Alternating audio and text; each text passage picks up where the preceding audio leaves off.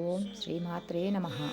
ఆదివారం మిథున సంక్రమం సందర్భంగా కర్నూలు సూర్యనారాయణ స్వామి దేవాలయంలో స్వామివారికి అభిషేకం జరుగుతోంది. మీరు కూడా ఈ అభిషేకాన్ని దర్శించండి.